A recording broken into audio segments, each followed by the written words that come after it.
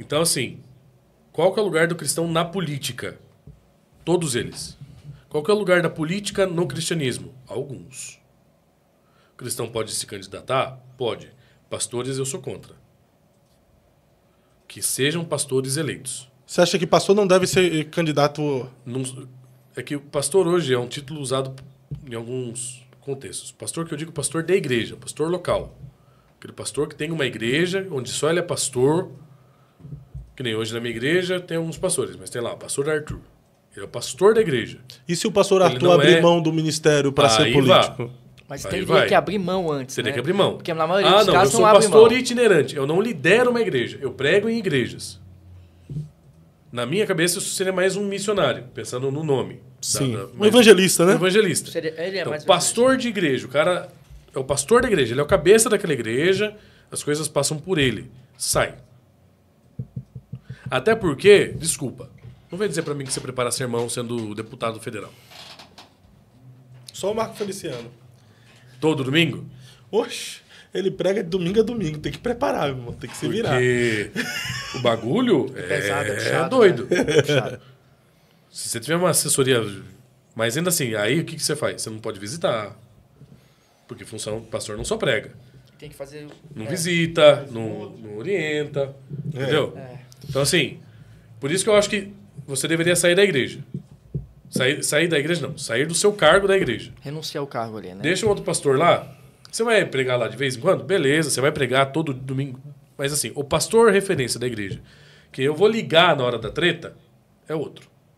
Não você, porque você está lá em Brasília e você não está aqui. Eu acho que o cargo máximo que daria para um pastor ocupar hoje seria vereador. O vereador, pelo menos falando da minha realidade de Sorocaba, que são 2 sessões por... Eles estão na cidade, né? E estão na cidade. Estão na cidade. E não consegue fica na desenvolver o trabalho ministerial com o legislativo municipal. Seria né? mais fácil. Agora, quando você vai para outros cargos que exigem muita viagem e tal, você não lidera a igreja. Você prega, mas não lidera. Então, o cristão pode ocupar cargo eletivo, o cristão pode trabalhar paralelamente na política. Eu acho que não tem problema nenhum ser militante político. Tu acha que não tem problema um cristão ser militante político? O que é militante político? Essa militância de cara, ir pra cima, defender um partido, defender uma ideologia, defender um candidato. Às vezes, quem vê militantes, seja de direita ou esquerda, partindo de uma ideia de rede social, pô, os caras vê idolatrando mais um político, um partido ou uma ideologia do que o próprio Cristo, pô. Mas aí, isso está muito mais atrelado a um problema que o ser humano tem, a um viés político. A gente tem um monte de gente idolatrando o pastor. Também. Então, acho que esse é um processo natural da idolatria que a gente tem. Se a gente entrar em certos posts de certos pastores, você vai ter ali a galera que não concorda comentando, a galera que defende o cara, mano, não é cristão que estão comentando ali. Entendeu? Então, e em defesa da personalidade. Eu acho que se você vai defender uma pauta política, o aborto hoje ele é trabalhado politicamente. Porque vota, porque tudo isso. Você ser militante contra o aborto, você ser militante em favor de um cara que é contra o aborto, para ajudar ele a se eleger e tudo mais, eu não vejo um problema. Contanto que não vire uma idolatria. Porque você consegue fazer esse jogo. Eu digo que consegue porque eu percebi que eu não estava sabendo fazer. Chegou um momento que eu percebi que eu tinha trocado Deus pelo Bolsonaro. Você chegou um momento que você se sentiu um idólatra do Bolsonaro? Eu não digo um idólatra. Não, se tu falou bem que chegou um momento que tu tinha trocado Deus pro Bolsonaro, mas então, não, querendo ou não, foi um idólatra do Bolsonaro, ué. Eu acho que dá para usar o termo, sim. Mas é perdendo um ídolo. É a mesma coisa do cara que, tipo assim, defende o Neymar de todos os jeitos. Porque o Neymar é o ídolo do cara. Tá lá, não faz mais nada lá no aula, lá, e o cara, mas é o melhor do mundo, Neymar. O Neymar é o melhor. Não, para aqui, ó, ídolo. Não, vou falar. O Neymar é melhor que o Messi, Cristiano Ronaldo. Futebol é melhor. Que ídolo, ó. Isso aqui é ídolo. Mas acho que você trocou Deus no sentido de a solução para o Brasil, isso. Não da sua vida, não né? da minha vida. Porque assim, eu continuava orando, eu continuava... Assim, eu pode ser considerado idolatria, eu acho, também. Mas é só pra... Então tu foi idólatra do Bolsonaro, confessa? Provável. Eu te perdoo. Mas sabe quando eu percebi? Porque assim, eu mexia com isso. Então, para mim, estava sendo natural o que eu estava fazendo. Eu só falava de Bolsonaro. É que eu não falava só do Bolsonaro. Eu também não fazia muita defesa do Bolsonaro, porque, assim... Ele é um ser humano. Ele mesmo falou que a solução não estava nele. Mas eu só falava disso. Política. Você pegar o meu perfil reserva, que é o reserva hoje, era só isso. Seu hiperfoco estava em política. Só política. Eu parei de ler a Bíblia para ler sobre política. Os livros que eu comprava eram sobre política. E aí, num quartel, um dia, eu tava vendo a galera cantar pro quartel. E a galera fazendo oração. Eu tava lá, era meia-noite mais ou menos, eu passava lá de vez em quando, olhando a galera cantar pro quartel. Aí tinha uma galera, sempre ia um pastor, né, pra aproveitar o momento. Fazer uma oração, a galera fazendo oração. E, meu irmão, a galera passou um Natal lá. A galera passou um Ano Novo. E aí tava conversando com uma moça, e eu tentava, de alguma forma também, trazer o pessoal pra realidade, dizendo que não ia acontecer nada. Ela, não, porque faz 3 dias que eu não vejo meu marido. Que eu tô Tava aqui. lá no QG, 3 dias a mulher sempre... Idolatria, poxa. Então, aí que eu falei, pô, peraí.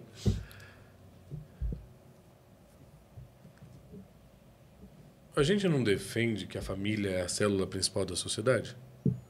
Até o próprio conservadorismo vai dizer que sobre a importância da família.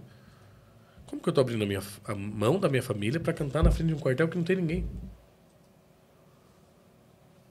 A solução não está aqui. A solução está em voltar para o evangelho. Por que todo mundo que está aqui hoje, se eu falar assim, pessoal, vamos fazer uma vigília lá na igreja, ninguém vai. E aí eu olhei para mim e falei assim, eu também não ia. Aí eu virei a chave. Falei, não é aqui o caminho. O caminho é o evangelho. A transformação está no evangelho. É só ele que pode mudar realmente uma nação. Eu não estou dizendo que com o evangelho, mesmo com o Lula, a nação vai mudar.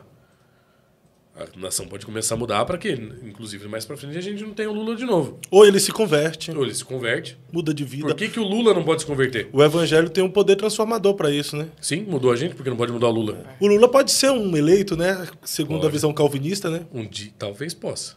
Pode, né? Talvez possa.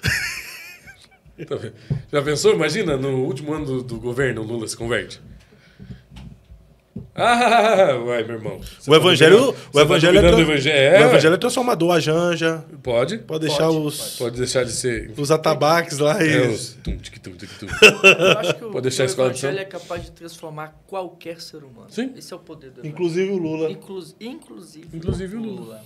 É. Ou Pastor, Deus pode só chamar ele. tu tava concluindo essa sua fala? Não, Então, o que eu percebi? Que todo mundo que estava ali não iria para a igreja. Mas ficava ali. Isso era uma idolatria. Isso é uma ao idolatria. Bolsonaro. E não só ao Bolsonaro, mas à própria pauta. Ainda que seja uma pauta relevante Sim. para os cristãos, Porque aí entra a mas não igreja pode de novo. ser ídolo, né? Entra a igreja de novo. Tudo bem, você está falando lá com o Bolsonaro no púlpito que você é contra o aborto. Tudo bem, você está falando mas o que você está fazendo contra o aborto? Enquanto igreja, o que você está fazendo contra o aborto? O carinha esquisito lá, que fica olhando para as menininhas, você sabe o que ele faz? Você chegou junto nele? Cadê o pastor frouxo dessa igreja? Cadê a liderança frouxa dessa igreja? Que não chegou nesse cara e falou assim, meu irmão, chega aqui um pouquinho. Vamos trocar uma ideia. Cadê esse bando de progressistinha abortista que está dentro da sua igreja, que você sabe o que eles estão falando entre eles, e que você sabe o que eles estão falando na rodinha de jovens e adolescentes, e que você não chamou eles para conversar até agora? Cadê essa liderança frouxa? Cadê a liderança da igreja que defende Bolsonaro, que coloca o Bolsonaro lá na frente, que eu sou contra o aborto e posta que contra... O que eles estão fazendo? Para resolver esse problema, para falar efetivamente por que o cristão é o aborto, por que os membros da igreja devem saber isso, e por que os membros da igreja não estão identificando quem está falando a favor de aborto dentro da igreja, para falar para a liderança, fulano lá tá falando um negócio estranho lá numa rodinha de adolescente. E por que a igreja diz que... Então, é vazio, é pura idolatria à pauta, porque você fala da pauta, treta pela pauta, briga pela pauta, rompe laços pela pauta, porque daí você tem um tio abortista, você não fala mais com o seu tio, mas é a sua resolução para aquela pauta. Você prega o evangelho? Você não prega o evangelho. As pessoas que você sabe que estão dentro da sua igreja falando sobre isso, você não está fazendo nada com elas. Não existe confronto, não existe disciplina, não existe pregação do evangelho sobre isso. Porque você mesmo, quando você está na igreja, você não fala sobre isso.